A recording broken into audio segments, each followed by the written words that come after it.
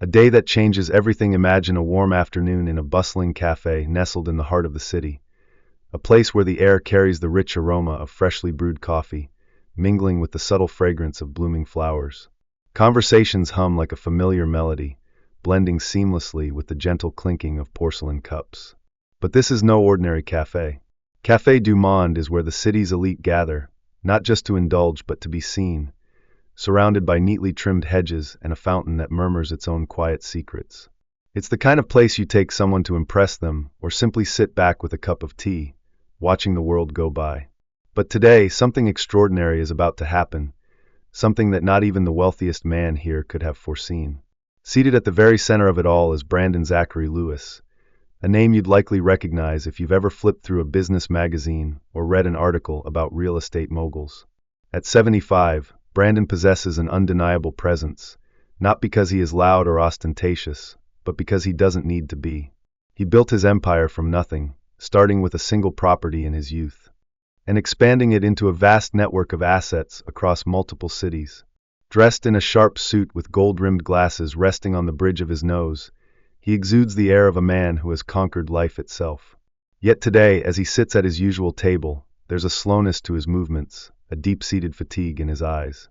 Across from him sits Amelia, his wife, much younger, with jet-black hair and a striking beauty reminiscent of a Hollywood film star. Her deep red lipstick and the diamond bracelet on her wrist catch the light as she subtly turns her hand. She is the embodiment of elegance, the kind of woman who makes people wonder how she manages to keep everything so effortlessly perfect. But if you look closely, you'll notice her smile never quite reaches her eyes. Her attention isn't on Brandon. Instead, it's fixated on her phone, fingers gliding swiftly across the screen, as if the world beyond it is far more compelling than the man sitting less than a meter away. Just outside the cafe's wrought iron fence, another figure lingers, Michael. The boy is smaller than most his age, swallowed up by an oversized hoodie draped over his frail frame. His dark eyes dart from table to table, tracking steaming plates of food and the casual way hands slip into pockets. Michael is a familiar shadow on these streets, a homeless child, always hovering on the periphery of other people's lives. No one knows his name, and most don't bother to notice him at all. But today, his sharp gaze is about to change everything. Brandon glances at his watch, his voice breaking the silence between him and Amelia. "You're distracted again," he says, calm, yet carrying an undertone of quiet frustration, as if this isn't the first time. Amelia looks up, offering a smile that feels more like a reflex than a genuine expression. "I'm right here, darling," she replies, reaching out to place her hand over his. "You know I always love our lunches." Her words are sweet but hollow, like a bell that rings without an echo. Michael edges closer, his stomach twisting with hunger, reminding him why he's there in the first place. He leans against the fence, eyes locked on Brandon's table, a perfect meal of hot soup, fresh bread, and sparkling water. It's the kind of food he hasn't seen up close in months, maybe even years. But then, something else catches his attention, something that makes his breath hitch in his throat. As Brandon adjusts his glasses and reaches for his phone, Amelia quietly slips a small vial from her designer handbag. Michael stares, wide-eyed, as she unscrews the lid with an effortless grace. So natural, it's as if she were simply adding sugar to her coffee. Tilting the bottle ever so slightly, she lets a clear liquid spill into Brandon's steaming bowl. The substance disappears into the swirling heat, leaving no trace behind. She stirs it gently with a spoon, her expression serene as though she were merely checking the time. Then, she leans toward Brandon, her voice barely above a whisper, but just loud enough for Michael to hear. "After everything I've done, you're not going to ruin this for me," she murmurs. Michael freezes. His heartbeat pounds against his ribs as he ducks lower behind the fence. Had he really just seen that? A woman so flawless, sitting in a place so refined, doing something so sinister? His mind races, piecing it all together, the vial, her cold words, the way she stirred the soup as if nothing had happened. He doesn't know what was in that liquid, but every instinct inside him screams that something is terribly wrong. Brandon, unaware, continues scrolling through his phone, his spoon hovering just above the bowl. Amelia is once again the picture of charm, resting her chin on her hand, smiling radiantly as if she hadn't just whispered something chilling. Michael clenches his fists, his nails digging into his skin. No one else notices. The cafe hums with life, laughter, the clinking of glasses, waiters gliding gracefully between tables. Only he, a nameless boy in a worn-out hoodie, stands outside a world that refuses to acknowledge him. He could walk away. Why interfere? Who would believe him, a homeless kid with no proof, accusing a woman like her? But as Brandon's spoon dips toward the soup, Michael feels his chest tighten. He saw what he saw. Right is right, and he can't just stand by, even for a stranger in an expensive suit. Time stretches, seconds feeling like an eternity. Then, without thinking, Michael launches himself over the fence, dashing toward the table. His knees tremble, but he keeps moving. His voice cracks as he shouts, "Don't eat that!" The truth speaks. The entire cafe seemed to hold its breath as Brandon gripped Amelia's wrist tightly. The sound of chairs shifting, the hushed whispers of nearby customers, all of it faded into a dense and suffocating silence. The waiter, who had been standing still like a statue nearby, finally spoke, his voice hesitant but clear. "Sir, should I call the police?" The question was like a stone thrown into a still pond, sending ripples through the air. For the first time, Amelia looked truly panicked. She shook her head violently, nearly shouting, "Don't you dare! This is just a misunderstanding. Brandon, you can't be serious." But Brandon raised a hand, cutting her off. "Yes," he said, his voice low but commanding, his eyes never leaving Amelia. "Call them." The waiter hurried inside, leaving Michael standing there, his hands slightly trembling, but his gaze fixed on Brandon. A fleeting sense of relief washed over the boy, but only for a moment. The truth was still uncertain, and the tension in the air remained thick as morning fog. Brandon released Amelia's wrist, but his eyes stayed locked onto her. The polished charm she always carried was beginning to crack, replaced by an unmistakable look of desperation. She glanced around, lips moving but failing to form words, as if searching for an escape. Michael took a step back, his hands clenched into fists, wondering if he had done the right thing. What if Brandon didn't believe him? What if Amelia somehow talked her way out of this? But then, Brandon's voice cut through his swirling thoughts. "Michael," he said, his tone steady and firm, "you said you saw her put something in the soup. Can you describe it?" Michael nodded quickly, stepping forward. It was a small bottle, like a medicine vial. The liquid inside was clear. "She poured it in when you were looking at your phone, then stirred it. I swear I saw it." Brandon frowned and turned to Amelia, who immediately shook her head furiously. "Nonsense," she snapped.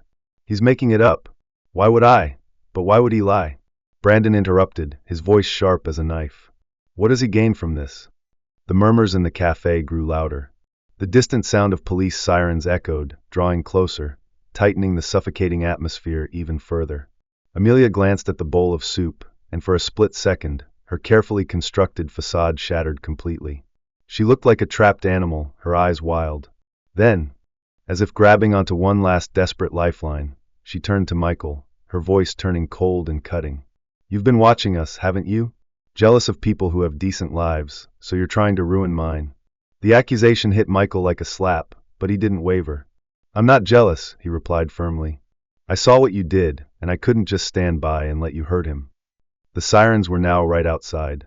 2 officers stepped into the cafe, their presence calm but authoritative, hands resting lightly on their belts. The cafe seemed to shrink as they approached the table. "What's going on here?"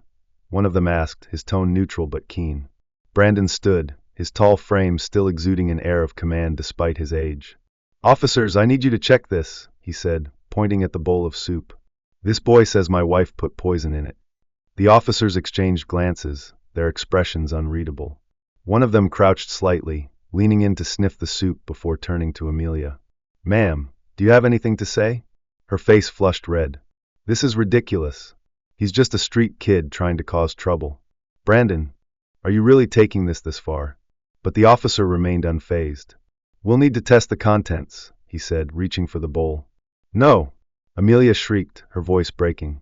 The outburst drew everyone's attention, and her sudden panic only made her look guiltier. The officer hesitated, studying her closely. "Ma'am, is there something you'd like to say before we proceed?" Amelia hesitated, her chest rising and falling rapidly, her eyes darting from Brandon to the officers, her hands clutching her purse tightly. Then, the final layer of her mask crumbled. "Fine," she hissed, her voice low but seething with rage. "You want the truth? I'm tired of living in his shadow, tired of being controlled. He wasn't supposed to live past this year, and I—" She stopped, realizing too late what she had just admitted. The cafe erupted into gasps of shock. A few people pulled out their phones to record the scene. Brandon paled, as if her words had stabbed him straight through the heart. The officer stepped forward, his face now completely serious. "Ma'am, you are under arrest for attempted murder. Please place your hands where I can see them." Amelia collapsed entirely. She screamed, thrashed as. They cuffed her. "You don't understand. I deserve everything he has, everything," she howled as they led her away, her voice echoing through the stunned cafe. Brandon sank back into his chair, his hands trembling as he pushed the soup away. For a long moment he said nothing, his face a mask of shock and betrayal. Then his gaze found Michael, who still stood frozen, unsure of what to do next. But when Brandon's expression softened, gratitude flickered in his eyes, replacing the initial anger. Michael hadn't just saved his life, he had uncovered a truth Brandon never could have imagined. The cafe slowly returned to a low murmur as the officers escorted Amelia outside, her protests fading into the distance. Customers exchanged bewildered glances, still reeling from what they had just witnessed. Some looked at Brandon with sympathy, others with curiosity. But Michael didn't move. He stood there, unsure whether to stay or slip away unnoticed. Brandon turned to him, his face still pale, but his gaze steady. "Michael," he said gently, gesturing to the chair across from him. "Sit down." Michael hesitated, glancing at the watching crowd, but something in Brandon's voice made it impossible to refuse. He slowly took a seat, his shoulders tense. "You saved my life," Brandon said, his voice quiet but certain. "I don't know how to repay you." Michael shifted uncomfortably, gripping the edge of the table. I couldn't let it happen," he murmured. "I couldn't stand by and do nothing." Brandon nodded, his expression distant, as if replaying everything in his mind. "Most people would have looked the other way," he said after a pause. "They would have pretended not to see. But you didn't. That takes courage, kid." Michael shrugged, his voice barely above a whisper. I just don't like seeing people get hurt." Brandon leaned back, for the first time truly looking at Michael, not just as a scruffy street kid, but as someone with his own story, his own depth. "How long have you been out there?" he asked, the question catching Michael off guard. The boy looked away, his voice hesitant. "A while." Brandon frowned, but didn't push. Instead, he reached into his pocket and pulled out a sleek black phone. "Wait here," he said, standing up and stepping aside to make a call. Michael watched him, his heart pounding. Was he calling someone to get rid of him? But when Brandon returned, his face was calm, almost gentle. "Someone is coming to help," he said simply. "Help?" Michael frowned. Brandon nodded. "I called someone I trust. They'll make sure you have a place to sleep tonight, a safe one. And if you'll let me, I'd like to do more than that." Michael's eyes widened. "You don't have to do that," he said quickly, his voice defensive. "I didn't do this for money or anything." Brandon gave a faint smile. "I know. That's exactly why I want to help. You did something most people wouldn't, Michael. And trust me, if there were more people like you in the world, it would be a much better place."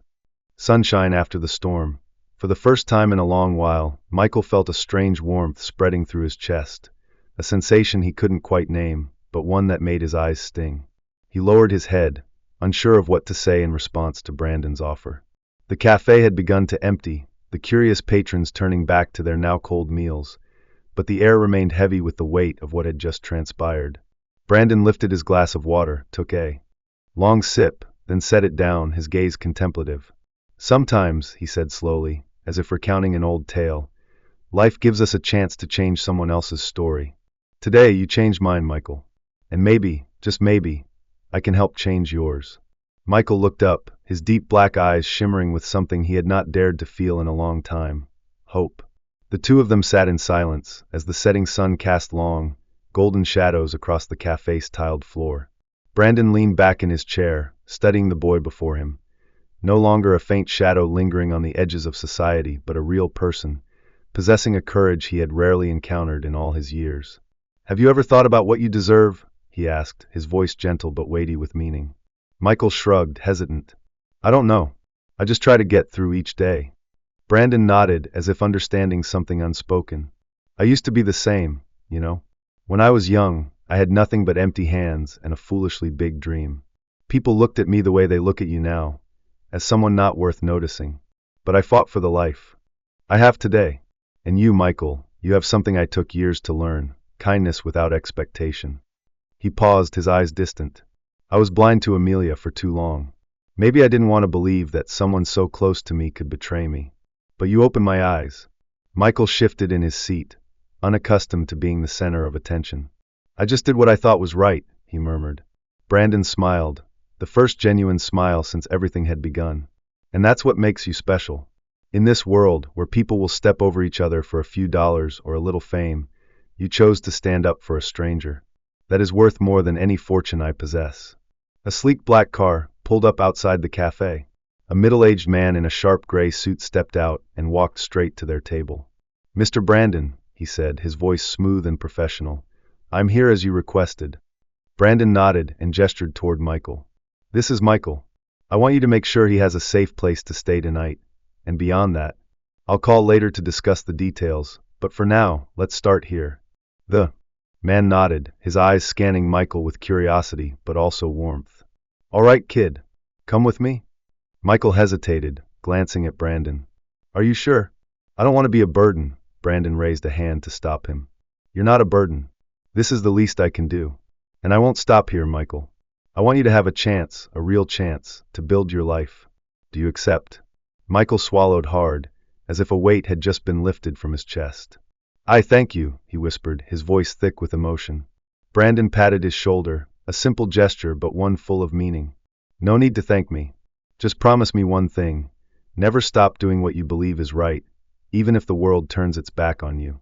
As Michael followed the man toward the car, he turned back one last time. Brandon still sat there, alone in the nearly empty cafe, but something about his posture had changed. He looked lighter, as if he had reclaimed a piece of himself that had long been lost. The sun dipped lower behind the trees, casting the world in a golden glow, and for the first time in years, Michael felt like he was no longer invisible. This story isn't just about a fateful day at Café du Monde. It's a reminder that courage doesn't always wear a tailored suit or sit at a polished dining table. Sometimes it hides in the people we least expect, the ones who quietly stand up when the rest of the world stays silent. For Brandon, it was the day he relearned how to trust. For Michael, it was the day he found a new beginning. If you're hearing this story, I hope it touches your heart the way it touched mine as I told it. No matter how old we are, 60, 70, or beyond, life always offers moments for us to look back and ask, what have I done for others? Have I dared to stand up when it truly mattered? Michael reminds us that it's never too late to do what's right, and Brandon shows that even after being hurt, we can still find light in the kindness of others.